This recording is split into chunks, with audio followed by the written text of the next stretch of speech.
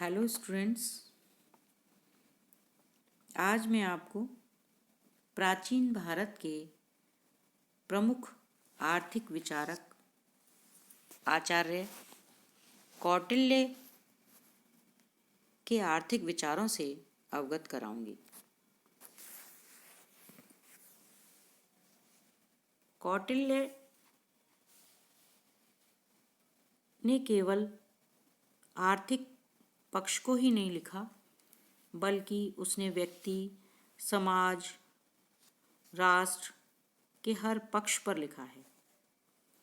जन कल्याण उनका प्रमुख उद्देश्य था।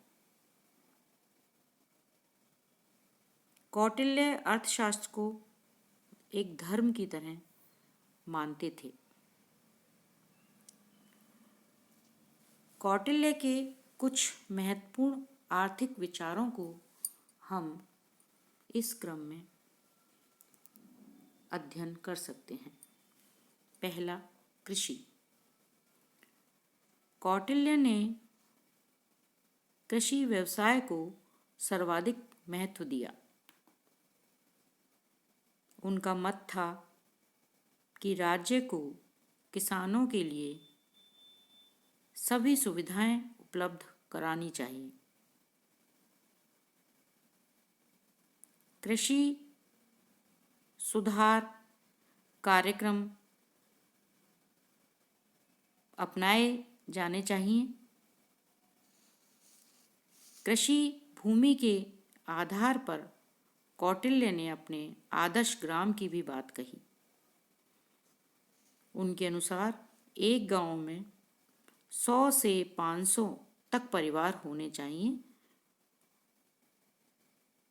कौटिल्य ने कृषि व्यवसाय को अन्य व्यवसायों की अपेक्षा अधिक महत्व दिया था। कौटिल्य ने व्यक्तिगत व सरकारी फार्मों की भी बात कही। कृषि कार्य को विकसित करने के लिए बांधों, नहरों आदि की भी व्यवस्था करने का उन्होंने उल्लेख किया था। दूसरा, व्यापार। कौटिल्य व्यापार को नियंत्रित करने के पक्ष में थे। सरकार व्यापार को नियंत्रित करने के लिए कानून भी बनाती थी।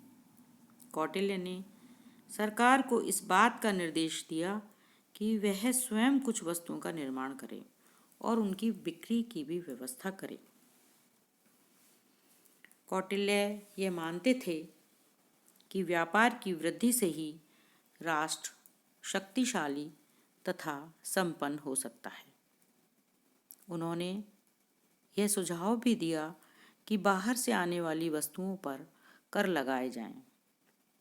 इससे सरकारी कोष में वृद्धि होगी। दूसरी ओर बाहर से आने वाली वस्तुओं का आयात प्रतिबंधित होगा। इस प्रकार कौटिल्य आंतरिक एवं अंतर्राष्ट्रीय व्यापार को नियंत्रित करने के पक्ष में थे। तीसरा, जनसंख्या। जनसंख्या के संबंध में कौटिल्य के विचार वर्तमान समय से भिन्न थे। उस समय मृत्यु दर और संपन्नता अधिक थी। कौटिल्य ने कहा था कि जनसंख्या को बेरोक टोक बढ़ते रहना चाहिए। उस समय मशीनों का आविष्कार नहीं हुआ था। उद्योग धंधों व व्यापार आदि का संचालन मानव शक्ति के ही बलबूते पर होता था। इसलिए भी जनसंख्या को बढ़ाने की बात उन्होंने कही थी। तीसरा, श्रम संबंधी विचार। कौटिल्य ने श्रमिकों के हित को ध्यान में रखते हुए उन्हें जीवन निर्वाह मजदूरी देने की बात कही। कौटिल्य इससे अधिक मजदूरी देने के पक्ष में इसलिए नहीं थे कि ऐसा करने से लाभ में कमी हो सकती थी। और व्यापारी वर्ग को हानि होती। इसलिए वे जीवन निर्वाह से कम मजदूरी को अन्यायपूर्ण मानते थे। 5वां, सार्वजनिक वित्त। कौटिल्य राज्य को शक्तिशाली बनाना चाहता था और राज्य तभी शक्तिशाली हो सकते थे जबकि उसके आय के साधनों में वृद्धि की जाए। कौटिल्य राज्य को समृद्ध बनाने के लिए सार्वजनिक वित्त को सर्वाधिक महत्व देते थे। वह हर प्रयत्न से राजकीय कोषों में वृद्धि कर देना चाहता था। कौटिल्य ने अनेक मदों पर कर लगाने की बात कही, विशेषकर उद्योग, वन, मछली, खान, भूमि व व्यापारियों पर करारोपण करने का पक्षपाती था। इसके अतिरिक्त कौटिल्य ने आयात कर, पुल कर, चुंगी शुल्क तथा सड़कों पर शुल्क को भी आय प्राप्ति का अच्छा साधन बताया। वर्तमान समय के अर्थशास्त्रियों की तरह कौटिल्य विलासिता की वस्तुओं पर ऊंची दर से करारोपण करने की बात भी करते थे। कौटिल्य ने करारोपण के संबंध में 2 प्रमुख विचार दिए। पहला, सुविधानुसार करारोपण, कि करारोपण में निश्चितता का होना आवश्यक है। उन्होंने बताया कि कर वर्ष में एक बार ही लगना चाहिए। दूसरा, करारोपण में न्याय। करारोपण को न्याय संगत बनाने के लिए कौटिल्य का सुझाव था कि धनिकों पर ऊंची दरों से एवं निर्धनों पर कर भार कम से कम डालना चाहिए, अर्थात करारोपण चुकाने की क्षमता के अनुसार कर लगाना चाहिए। भू राजस्व के बारे में भी कौटिल्य का महत्वपूर्ण स्थान है। कौटिल्य ने सार्वजनिक व्यय की व्याख्या बहुत ही सुनियोजित ढंग से की थी।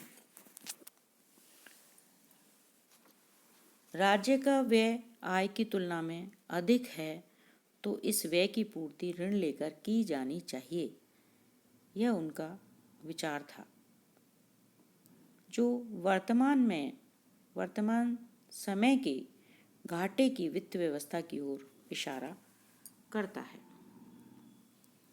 नेक्स्ट, सामाजिक सुरक्षा संबंधी विचार। कौटिल्य के अर्थशास्त्र का मुख्य उद्देश्य सामाजिक कल्याण में वृद्धि करना था। उसने सुझाव दिया था कि सरकार को न्यायोचित वितरण व्यवस्था को लागू करना चाहिए। मजदूरी की दरों का निर्धारण समानता व योग्यता के अनुसार होना चाहिए। इस क्रिया से वर्ग संघर्ष का अंत होगा और समाज में सद्भावना बनी रहेगी। कौटिल्य ने ऊंची ब्याज दर की भी आलोचना की। वह लोक कल्याण को बढ़ाने वाले कार्यों पर व्यय करने के पक्ष में था। उनका विचार था कि गरीबों के लिए समाज में धर्मार्थ संस्थाएं स्थापित करनी चाहिए, लोगों को रोजगार दिलाया जाना चाहिए। कुल मिलाकर कौटिल्य ऐसे उपायों की चर्चा करते हैं जिससे सामाजिक कल्याण में अधिकाधिक वृद्धि की जा सके। कौटिल्य के कुछ अन्य विचार भी थे।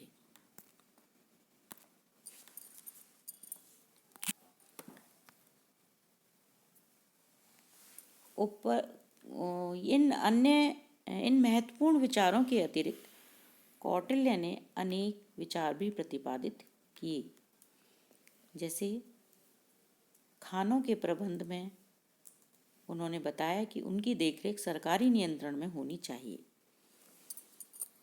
सोने और चांदी को भी वह सर्वाधिक महत्व की वस्तु मानते थे। मुद्रा के संबंध में भी कौटिल्य के विचार उल्लेखनीय हैं। राज्य और व्यक्तिगत उद्योगों के संचालन की बात भी कौटिल्य ने कही। टकसाल में सिक्कों का ढलान कैसे और किस धातु से किया जाएगा, उन्होंने इस बात का भी उल्लेख किया। सिक्कों को सरकारी टकसाल में ढालना अनिवार्य था, यह कौटिल्य के अर्थशास्त्र में मिलता है। तो इन सभी आर्थिक विचारों के अध्ययन से यह स्पष्ट हो जाता है कि पाश्चात्य देशों में जिस अर्थशास्त्र का विकास बहुत बाद में हुआ, उस अर्थशास्त्र का विकास भारत में हजारों वर्ष पूर्व हो चुका था। अंतर केवल इतना है कि भारत के आचार्य केवल आर्थिक पक्षों पर ही नहीं सोचा करते थे, बल्कि उनका दृष्टिकोण आध्यात्मिक अधिक होता था, जबकि इसके विपरीत पाश्चात्य अर्थशास्त्रियों का संबंध भौतिकता से ही था। पाश्चात्य अर्थशास्त्रियों का अर्थशास्त्र भारतीय जनमानस में भी पूरी तरह से छा गया है। समय के बीतने के साथ साथ ये सोचा जाने लगा है कि अर्थशास्त्र के क्षेत्र में भारत के आचार्यों का विशेष योगदान नहीं है, लेकिन वास्तविकता इससे भिन्न है। हमारे देश में भी शुक्राचार्य, बृहस्पति तथा कौटिल्य जैसे महान अर्थशास्त्री हुए हैं। वर्तमान समय में ये जो अर्थशास्त्री थे प्राचीन भारत के, वो आज के लिए शोध का विषय भी हो सकते हैं।